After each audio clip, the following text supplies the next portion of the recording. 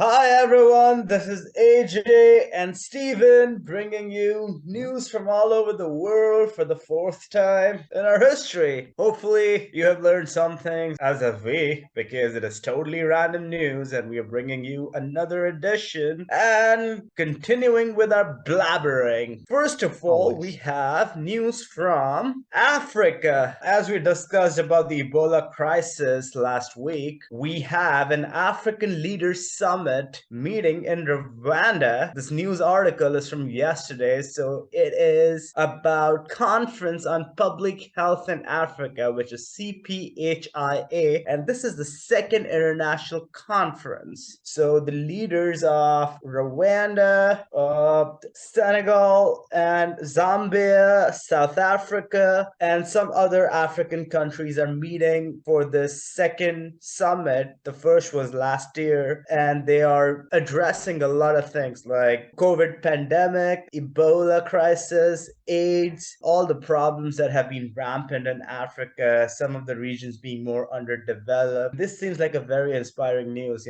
because Africa gets a lot of flack from across the world, especially in the Western countries, regarding their certain lack of infrastructure development as far as the health considerations go. What do you think about this? Yeah, I think it's excellent. It's great to be helping all of these countries in their innovations and in sharing of knowledge so that people can be more protected and increase their quality of life. When all of us are healthy, the world is a better place. And it is time that we do not neglect Africa as much as they have been over a very long history of exploitation. True that. The CPHIA 2022 is scheduled to feature 9 plenary sessions, 14 parallel sessions, 9 abstract-driven sessions, and 50 official in-person events. That seems like a very intensive. It's a big event. Yeah, Yeah, it's a big event.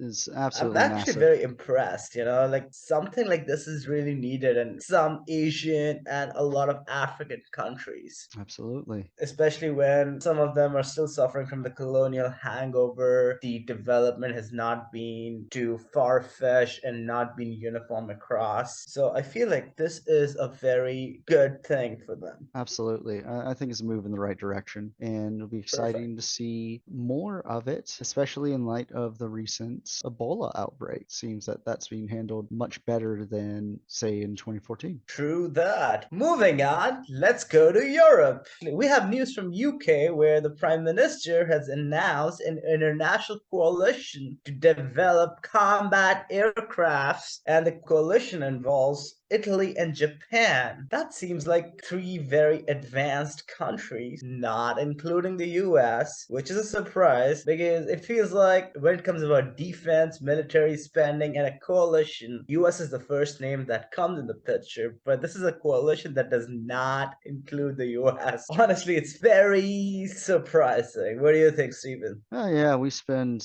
way more on murder weapons than anything sensible for citizens. Yeah, very surprised not to see the F-35 being spotlighted somewhere else, but I don't know much about military weapons these days. Hopefully, they will be a great show of technology and innovation and not have to be used. True that. Essentially, the GCAP, that is the Global Combat Air Program, is an ambitious endeavor between UK, Japan, and Italy. And the proposed aircrafts are supposed to be launched by 2035. So it's 13 years from now. You and I both will be middle aged people by then, Stephen. It assumes we aren't already. Ooh. The focus is on the Euro Atlantic as well as Indo Pacific regions. Of course, it'll create jobs, strengthen defense, and also bring technological innovation. And especially with the aging population in all these three countries, these could actually create a lot of boost to the service industry as well as science Mhm. departments for both. Yeah, I feel like it's pretty inspiring and it's estimated to create 21,000 jobs a year and contribute 26.2 billion pounds to the economy by 2050. And with the crisis going on in the UK, with the hyperinflation, the utility prices exceeding unprecedented levels, this could actually be very good for the economy. I do not necessarily see how military spending will be seen in a geopolitical spectrum. Yeah, it's always interesting to see these sorts of collaborations alongside conflicts that are ongoing. Italy being the closest to the current Ukraine-Russian conflict, and Japan classically having an extremely contentious relationship with China, the second highest spender on their military. This is quite a development from a third party. We'll see where it goes, and hopefully there's some exciting innovations. Yeah,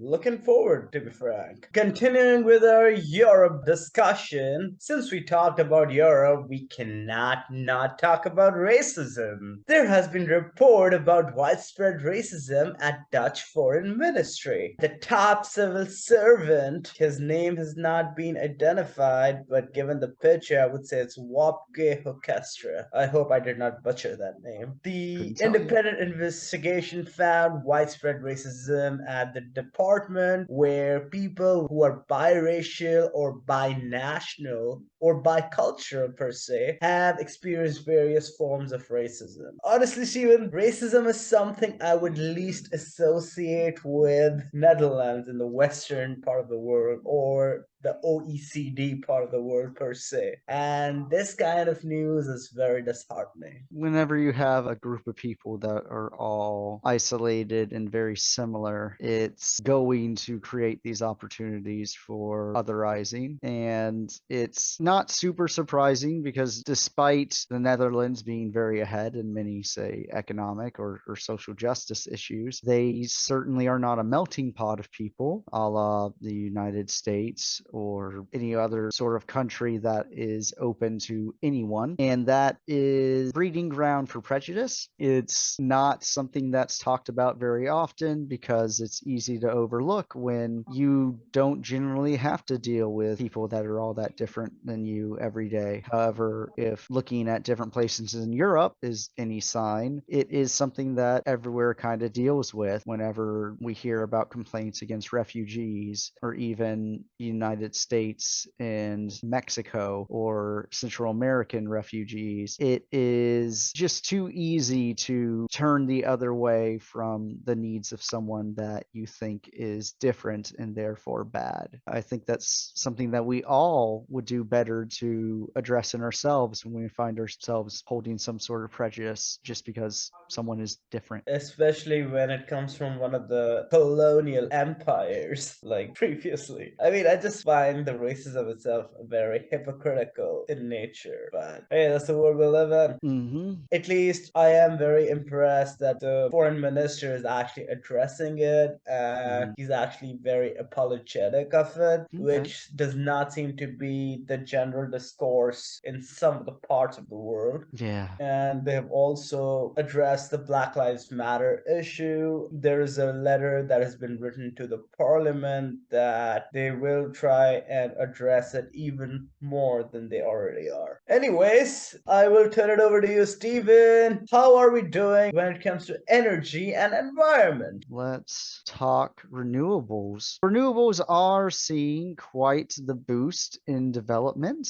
as we aim to limit global warming as much as possible. A lot of people will say that we could try to keep it to 1.5 degrees Celsius above normal, at least in this report. Here's hoping. But the energy security concerns caused by Russia's invasion of Ukraine has motivated everyone to go to renewables in order to limit their reliance on fossil fuels, especially those supplied by Russia. We're apparently going to see a global renewable power capacity growth by 2,400 gigawatts between 2022 and 2027, which is equal to the entire power capacity of China China right now. A lot of energy. Yeah. It's 30% higher than the growth that was forecast just a year ago. So governments are throwing a lot of money, a lot of emphasis on this type of renewable development. Renewables are set to account for over 90% of global electricity expansion for the next 5 years, and to even overtake coal in being the largest source of global electricity by early 2025. If we do that and keep it up, we might have a chance. In my mind, it's going to take collaboration with countries, not just competition, but it's exciting nonetheless. Some good coming out of the Russian-Ukraine war, finally. Absolutely. It was a decisive moment in history where people wanted to address their reliance on oil so that they did not have to support, for lack of a better term, their enemy. China is also driving renewable development, as is United States and India. They are all implementing their own policies and regulatory market reforms much faster in order to address the energy crisis. The three countries that create the most pollution. How about that? Well, yeah, they need to be ones setting the example.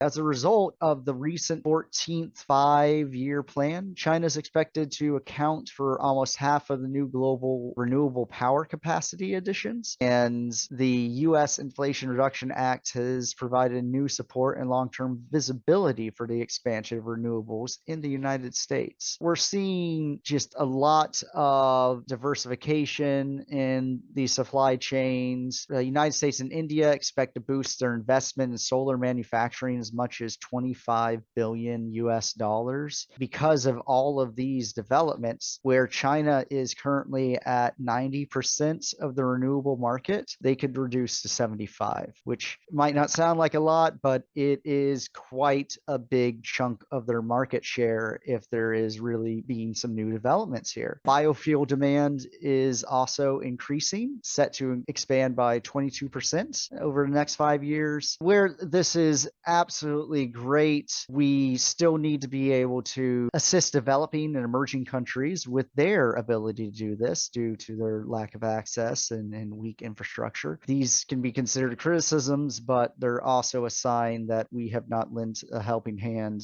to our neighbors. I hope that this helps us resolve a lot of the issues, whether it be with power insecurity or supply chain issues, and most of all, getting net zero emissions is probably one of the more important things that we can do in our lifetime, especially to reduce the effect that global warming is already having. What do you think, AJ? I think that's very inspiring news because I know like there has been widespread condemnation of Russian-Ukraine war. It has caused a lot of lives, but at least there is a silver lining. Countries are becoming more and more aware of the requirement to become more energy sufficient, as well as the importance of renewable energy, lesser reliance on oil, which overall is much needed for the environment at this point. Absolutely. I think it's a move in the right direction. We can't Yes, expect it to happen all at once. The vast majority of our technology uses fossil fuels, but we can take the steps. And it's good to see some of it happening. indeed. Speaking of I see actual TikTok. developments, yeah, don't know what that is. We're talking about a potential breakthrough in nuclear fusion. This Oh, was announced after a federal laboratory reported that they had achieved a major milestone in nuclear fusion research. interesting.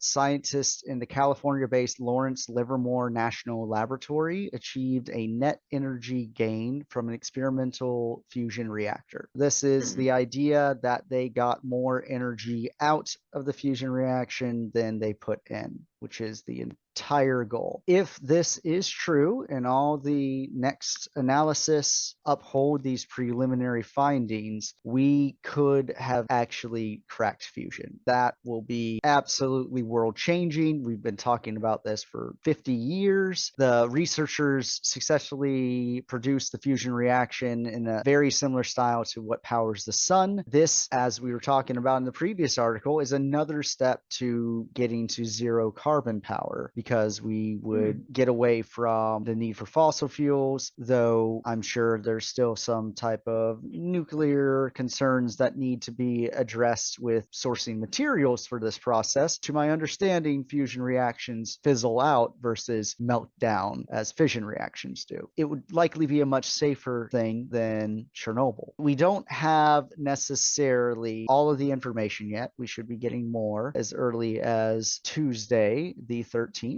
but they are claiming that they produced a 120% net energy gain within the past 2 weeks. That's impressive. Most scientists thought it was just a matter of time and believe that this will be the energy of the future. This will be a game changer. The facility itself is the size of 3 football fields. It consists of 200 lasers, which bombard a tiny spot with very high levels of energy to make the fusion reaction happen. This is a very collaborative science experiment, which is absolutely great. The best part is that in this project, the United States is participating, so is Russia, so is China, India, South Korea, Japan, the EU. Where we may be adversaries on the world front, science can crack through those boundaries, and that is quite a beautiful thing. Exactly. Who thought science would unite? I really And don't that know. too in harnessing the power of sun. Absolutely. Much like we harness the power of the sun passively through renewable energy resources, this is actively creating the sun on Earth. That is amazing. And once again, with the Russia-Ukraine war, this has sort of forced this response in collaboration with nations across the world to find new ways to harness energy. It is really exciting to see how this is going to revolutionize energy around the world. Also understanding that this is becoming very much a competition. If the US cracks it first, or if China cracks it first, France, you name it, they potentially become the ones that set the field for how it is to be done. It seems that we are extremely close, if not already there. So I'm hoping for more exciting news on the future of fusion technology. What are your thoughts, AJ? I totally agree, Stephen. This is very commendable, and it also speaks a lot to how geopolitical differences can be set aside for the greater good. And if more and more countries can get their heads out of their asses, start thinking about the common good, it can actually do a lot of benefits and collective good. I agree. I think that's the way that we have to go. At the end of the day, we don't have another planet right now. We have to take Right care of it. now, Yeah, we have to take care of maybe one another. Mars or the moon. Yeah. That'd be interesting. I'd go there. Fuck the Earth. It would be wonderful, but right now Yeah. we're not quite there, so we have to collaborate the best we can. At least that's what I think. Yeah, why don't you take us home? Alrighty, hopefully you all had fun and got to learn something, as did we. Since you guys know it's all random, we don't really research our articles before the video because we like to keep it abrupt, random, and spontaneous. So, in a way, we are learning the same stuff as you guys are via this channel. Hopefully, you guys are having a good time. If you do, stay tuned, like and subscribe, and we'll try and keep making it more and more interesting. Looking forward to it. Comment as well so that we can know critiques. It'll help us make the content better, and looking forward to hearing from you guys. Signing off, AJ and Steven. Bye.